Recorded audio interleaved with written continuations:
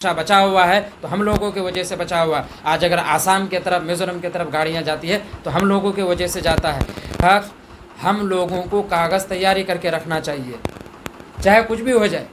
बांग्लादेशी घोषित करके तो दिखाया पहले, तो अख्तर साहब ने कहा जिस गति से काम होना चाहिए काम नहीं हो रहा है अभी। और भी दीगर पार्टी के नेतागण मौजूद थे, किस बात को लेकर वहाँ आज पार्टी के लोगों ने धरना प्रदर्शन किया, क्या आप इसके बारे में बताएंगे?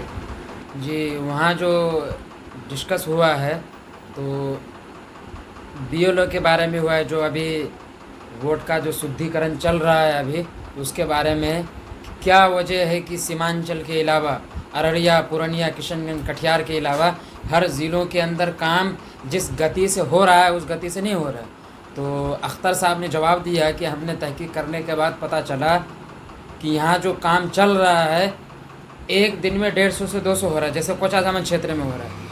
जिस गति से दूसरे ज़िलों में हो रहा है यहाँ क्यों नहीं हो रहा है, इससे साफ पता चल रहा है। उन्होंने बांग्लादेश की तरफ भी इशारा किया कि आज जो ये क्षेत्र बचा हुआ है अररिया, पूर्णिया, कटिहार, किशनगंज, तो हम लोगों को एक ऑप्शन दिया गया था जब ईस्ट पाकिस्तान और वेस्ट पाकिस्तान बना था, तो यहाँ पत्र आया था। आज जो हल्दीखोरा स्टेट बोला जाता है तो वहाँ के जो मौजूदा नवाब थे वहाँ पत्र आया था, उनको बोला गया था मोहम्मद अली जिन्ना के द्वारा कि आप पाकिस्तान में शामिल होना चाहते हैं हिंदुस्तान में, तो उन्होंने पर्चा रिजेक्ट कर दिया था। आज अगर ये नक्शा बचा हुआ है तो हम लोगों की वजह से बचा हुआ है। आज अगर आसाम के तरफ, मिज़ोरम की तरफ गाड़ियाँ जाती है तो हम लोगों की वजह से जाता है। तो ये माननीय मौजूदा विधायक जी से कहना चाहेंगे कि आप विधायक होते हुए आपका फ़र्ज़ बन रहा था धरना प्रदर्शन करना, क्या वजह है कि कर्मचारी लापरवाही करते हैं, वो काम ठीक से नहीं करते हैं, पुलिस वाले भी मनमानी करते हैं, परमिशन देने से वो इनकार करते हैं। जिसकी पार्टी का विधायक भले वो लोग चले गए तो आपका फ़र्ज़ बन रहा था, आप काम के लिए गए थे, वो काम कर रहे हैं जिसका कुछ नहीं है। यहाँ अख्तर साहब को होना चाहिए तो वो अपने हिसाब से वहाँ करेंगे। उन्होंने कहा भी कि एक नदी का कटाव हो रहा है, वहाँ हमको वहाँ जाना है, वो फिर भी वक्त निकाल करके। इससे पता चलता है कि AIMIM में जितने भी लोग जुड़े हुए हैं तो कितना एक्टिव रहते हैं। दूसरी बात उन्होंने कहा हम लोगों को कागज़ तैयारी करके रखना चाहिए, चाहे कुछ भी हो जाए। बांग्लादेशी घोषित करके तो दिखाया पहले, उनके पास कोई प्रमाण पत्र नहीं है। और पहली बात, हमको डरने की भी ज़रूरत नहीं है। उसके बाद उन्होंने कहा कि हम लोगों को मजबूत होने की ज़रूरत है। और स्कूल के बारे में 12 हम लोग बोलते हैं क्या वजह, शिक्षा और स्वास्थ्य की कमी है, वहाँ भी इन चीज़ों में डिस्कस हुआ है।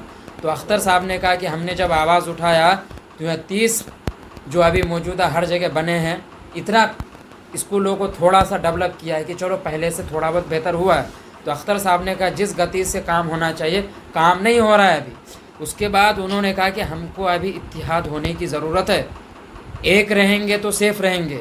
इसमें हर एक कौम व मिल्लत के बारे में, अति पिछड़ा लोगों के बारे में उन्होंने बताया। उसके बाद उन्होंने कहा जो मौजूदा उनके प्रत्याशी थे और इलाके के दीगर जो मुखिया लोग आए थे, उन्होंने कहा कि MIM का टिकट किसको देगा, इसलिए हम यहाँ जमा नहीं हुए।